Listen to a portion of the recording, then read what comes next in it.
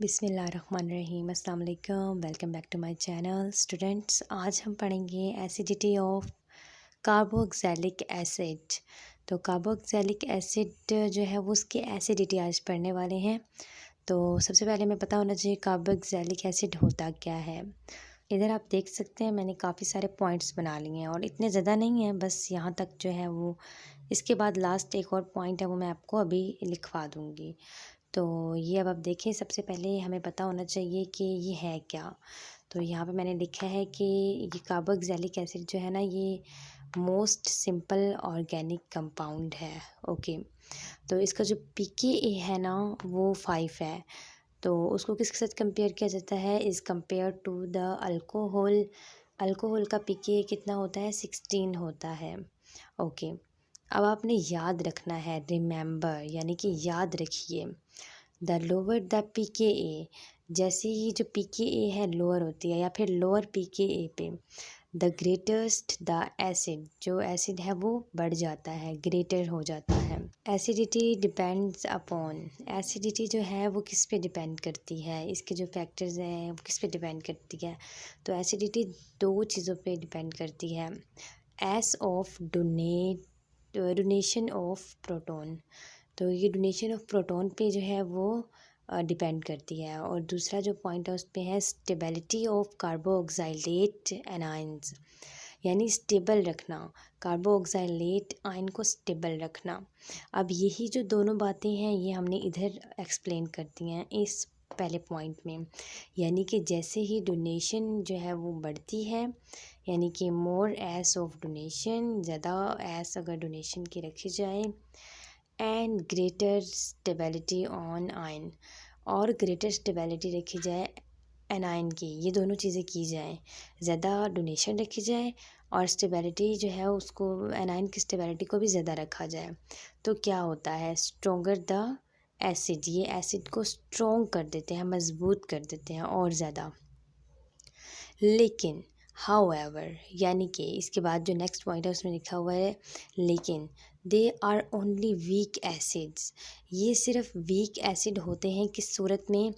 Compare to minerals acid like, यानी कि mineral acids होते हैं जैसा कि HCl हो गया और H2SO4 हो गया, इसमें जो है ये थोड़े वीक होते हैं। तो कार्बोक्सिलिक एसिड की जो एसिडिटी है वो इतनी मुश्किल नहीं है जितनी बच्चों ने समझा हुआ है। तो ये एक सिंपल सा टॉपिक है, तो अगर आप ये पॉइंट्स लिखेंगे तो आपके अच्छे खासे मार्क्स आ जाएंगे। अभी 2 पॉइंट्स हमारे रहते हैं, आपने ध्यान से समझने हैं ताकि आपके जो मार्क्स हैं वो भी अच्छे से आ जाएं। अगर आप ध्यान से करते हैं किसी भी चीज़ को तो आप यकीन जाने आपके नंबर वाकई में ही अच्छे आते हैं। तो अब हम आ जाते हैं नेक्स्ट चीज़ पे कि पहला पॉइंट था कि ये मोस्ट सिंपल ऑर्गेनिक कंपाउंड यहाँ से स्टार्ट हो रहा था और यहाँ पे जाके एंड हुआ है। तो जो नेक्स्ट पॉइंट है उसको पढ़ते हैं। The carboxylate ion is stabilized due to resonance, ये कैसे स्टेबल किया जाता है? कार्बोक्सिलेट आयन इसे कैसे स्टेबल किया जाता है? इससे रेजोनेंस से स्टेबल किया जाता है। रेजोनेंस अब कहाँ है इसमें? ये जो स्ट्रक्चर है ये रेजोनेंस को शो कर रहा है, यानी कि कार्बोनेट आयन को जो है वो हमने कार्बोनेट एसिड को आयन को उसको हमने ऑक्सीजन के साथ और नेगेटिव ऑक्सीजन के साइन के साथ और आर के जो ग्रुप है उसके साथ हमने किया, तो ये जो रिएक्ट करवा के क्या बना देता है? ये ग्रुप बना देता है रेजोनेंस का। तो हमने क्या लिखा? The carboxylate ion is stabilized due to resonance. Okay, चलिए नेक्स्ट जो है इसकी तरफ चलते हैं। इसी के आगे आपने लिखना है, लेकिन यहाँ पे जगह नहीं थी इसलिए मैंने यहाँ नीचे लिख दिया। The delocalization of negative charge, जो डीलोकलाइजेशन होती है नेगेटिव चार्ज की वो किधर जगह लेती है? Take place between two electronegative oxygen atoms, ये कहाँ जगह लेती है? जहाँ पे दो जो है वो इलेक्ट्रोनेगेटिव ऑक्सीजन आइटम्स आ रहे हो। तो यहाँ पे देखिए ये जो है हमारे पास कार्बोक्सिलेट एसिड के एसिडिटी का जो है वो स्ट्रक्चर है। आपने इसे मिस नहीं करना, आपने ये बनाना है और मेहनत करते रहें, आगे आपको कामयाबी मिलती रहेगी। तो अभी जब इसके बाद एक लास्ट पॉइंट है वो मैं जल्दी से आपको करवा देती हूँ और उसके बाद हमारा ये टॉपिक जो है acidity of carbonic acidity of carboxylic acid जो है वो कंप्लीट हो जाएगा। तो अभी वो मैंने रेज़ कर दिया, तो ये लास्ट पॉइंट है। Adjacent electrons withdrawing substituent increase the acidity because they withdraw, क्योंकि ये विदड्रा हो जाते हैं नेगेटिव चार्ज के साथ, एंड थस फर्दर स्टेबलाइज्ड, और ये आगे स्टेबलाइज्ड कर देते हैं कार्बोक्साइलेट एनाइंस को। तो ये आपने पॉइंट लिख लेना है, ये लास्ट पॉइंट है। इसके बाद जो ये टेबल है ये आपकी बुक में भी शायद दिया गया हो, लेकिन यहाँ पे जो टेबल दिया गया है ना, इसे हम एक दफ़ा रीड कर लेते हैं। ये टेबल बहुत ख़ास है और आपने भी इसे एक दफ़ा रीड कर लेना है और अपने माइंड में इसे बिठा लेना है, यानी याद ही कर लें एक दफ़ा। अगर MCQs आ गया तो आपको पता होगा कि इसकी pKa क्या है या फिर कार्बोक्सिलिक एसिड क्या है और इनके स्ट्रक्चर क्या हैं।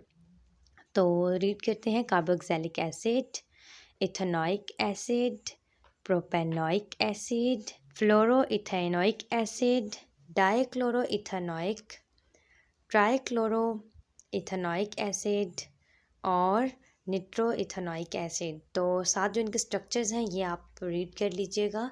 स्ट्रक्चर्स आपको इस तरीके से पता चलते हैं ना, इथेनोइक से जो है ना वो CO2 और H, ये जो है इथेनोइक बन रहा है।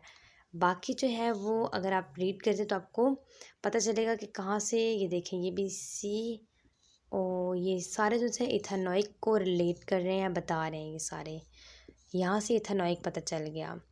तो ये जो पैरे लफ्ज़ है ना, ये इनका जो है वो आपको ये सारे ये आपको इधर दिए गए हैं अलग से। जिस तरीके से इथेन से निकला CH3, प्रोपेन से निकला CH3, CH2 और बाकी सारे इसी तरीके से आप पढ़ लेंगे। फ्लोरो से निकला F निकला सिर्फ, क्योंकि फ्लोरो है, और ये बाकी जो है वो इथेनोइक से निकला। और ये जो इनकी हैं pKa, ये भी आपने याद कर लेनी है। वीडियो ज़्यादा लंबी ना हो जाए इसलिए मैं अभी जो है स्टॉप करने लगी हूँ। आप इसे रीड कर लीजिएगा वीडियो को रोक कर। स्टूडेंट्स, अगर आपको मेरी वीडियो अच्छी लगी है तो इसे लाइक ज़रूर कर दीजिएगा, और जो भी स्टूडेंट्स चैनल पर पहली दफ़ा आए हैं वो चैनल को ज़रूर सब्सक्राइब कर दीजिएगा। मुझे अपनी दुआओं में याद रखिएगा। नेक्स्ट वीडियो तक मुलाकात होगी एक इंशाल्लाह नई वीडियो में एक नई टॉपिक के साथ। तब तक के लिए मुझे दीजिए इजाज़त। अल्लाह हाफिज़।